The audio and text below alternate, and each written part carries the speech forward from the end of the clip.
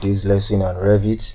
Today's lesson we are going to learn about the project browser and properties. So for example, now once you open a new project, Revit brings you this interface and you have the project browser and you have the properties. So you can decide to move them at any point. You can decide to make it floating and you can decide to make it floating to get you more space to use on your display. You can, for example, if you mistakenly click it and you close it, you can bring it back by right clicking, selecting property, move it back to whichever palette you want. This palette, you can move it there and paste, or you can right click and open browser and select the project browser. So once you bring it and you paste it there, it turns here. You do something similar to this also. Sorry. Okay, you can bring it up here.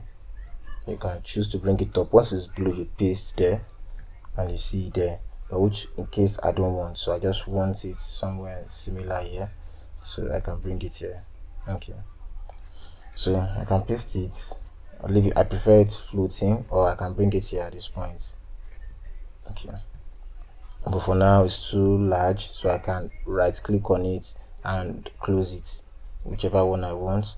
So I bring it back here. Okay, so I'm okay with it like this. Now, so for our property shows us what we have, the property of the particular object we selected. While the project browser is used for showing different views, the elevations, your legend, your schedule, and others. For example, if I want to go to the first floor, that is level 1, I'll select, double click on level 1, and you can see currently I'm on level 1. Okay, let me close the property for now, bring it back later. So you can see currently I'm on level 1. Then we have level 1 analytical. Since we are just modeling the model itself, we'll remove any analytical, right click and delete. Okay, similar to level 2 also, you select it and right click and delete. So select, right click, delete. Okay, so you're left with level 1, level 2. You have the site, then the 3D view. So you also have your elevation, you have the eastern, the north, south, and west. In subsequent video, when we start modeling simple structures, I'll be able to explain this. So this is to see the east elevation, the north elevation, the south elevation, and the west elevation. So you can also see legends, you can see schedule and quantity, reverse schedule, concrete schedule, and everything. Also, you can create sheets for printing. Then we have families. Okay, these are the families we have. Yes. Okay, so group, we have different groups. We have the detail, the model.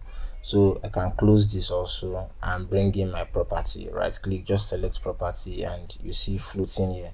Okay, so I'm okay with my family and my property around this area.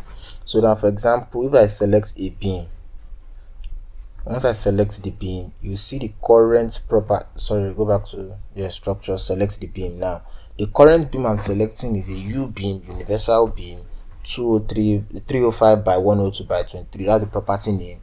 I can change the extension, I can change the start extension, the cut extension, anything I'm interested in the property, I can decide to do that. So I can also come, if I don't want to use this and I want to use a concrete, I'll select this, edit type. For example, I want the name to be, so let me duplicate it. I'll change the name to beam 200 by 300 and click OK. Then I'll change my B is 200, and my H is 300 according to the title I gave it. So once you are done, you can load it and click OK. So currently to be here now, so see it beam 200 by 300. So you can check all other properties you wish to do. You can change the rebar cover at this point, but in subsequent video when we are working on the real life structure, you get to know about it. So thank you for watching today's video on Revit. If there's any question, you can always drop it in the comment section.